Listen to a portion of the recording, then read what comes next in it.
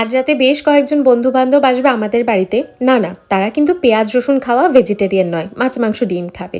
তবে আগে থেকেই বলে রেখেছে চিকেন বিরিয়ানি বানাতে হবে। আর তারই জন্য ১.৫ কিলো বাসমতি চাল জল ধোয়া করে ভিজিয়ে নুন, হলুদ, কাশ্মীরি লঙ্কার গুঁড়ো, একটু লেবুর রস, সর্ষের তেল দিয়ে চিকেনটাকে ম্যারিনেট করে রাখার পর আলুগুলো নুন, হলুদ দিয়ে ম্যারিনেট করে রেখেছি। প্রথমেই পাতলা স্লাইস করে কাটা পেঁয়াজের বেরেস্তাগুলো বানিয়ে ঠান্ডা করে তেল কমিয়ে এই তেলে আলুগুলো দিয়ে প্রথমে একটু ভেজে তারপর নুন, হলুদের জল দিয়ে আলুগুলো কড়াইতেই সেদ্ধ করে নামিয়ে নেব। এতে আলুর স্বাদটা একেবারে অসাধারণ আসে। কড়াইতে তেল গরম করে গোটা গরম মশলা তেজপাতা দিয়ে পেঁয়াজ কুচি সামান্য চিনি দিয়ে লাল করে ভেজে আদা রসুনের পেস্ট দিয়ে কষিয়ে পরিমাণ মতন টমেটোর পেস্ট, নুন, হলুদ, সামান্য কাশ্মীরি লঙ্কার গুঁড়ো আর বেশ অনেকটা বিরিয়ানি মশলা দিয়ে ভালো করে কষিয়ে নেব ধাপে ধাপে।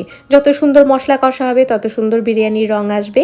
তারপর ম্যারিনেট করে রাখা চিকেনটাকে দিয়ে ঢেকে চিকেন সেদ্ধ হওয়া পর্যন্ত কষিয়ে বেশ অনেকটা জল দিয়ে ফুটিয়ে নামিয়ে নেব। বিরিয়ানির লেয়ার প্রস্তুত করার জন্য ১ কাপ দুধে ১ চামচ বিরিয়ানির মশলা মিশিয়ে রাখলাম। এসেন্সের জন্য গোলাপ জল, কেওড়া ওয়াটার, মিঠা আতর মিশিয়ে ঢেকে রাখলাম। আজকের চিকেনটায় ফ্যাট বেশি ছিল তাই কি সুন্দর রোগান তৈরি হয়েছে।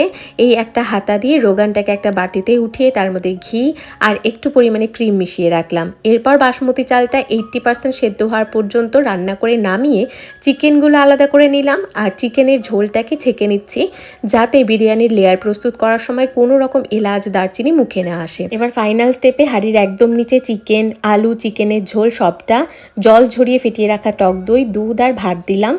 ভাতের ওপরে দুধ, রোগান, এসেন্স, একটু পরিমাণে ঘি, বিরিয়ানি মশলা আর তার সাথে বেরেস্তাগুলো দিয়ে ভাতের লেয়ারটাকে বানিয়ে এবার এটাকে দমে বসাবো। হাই ফ্লেমে ১৫ মিনিট, লো ফ্লেমে ২০ মিনিট দম দিয়ে বিরিয়ানিটাকে এইভাবে সার্ভ করেছিলাম। দেখো তো কেমন লাগছে।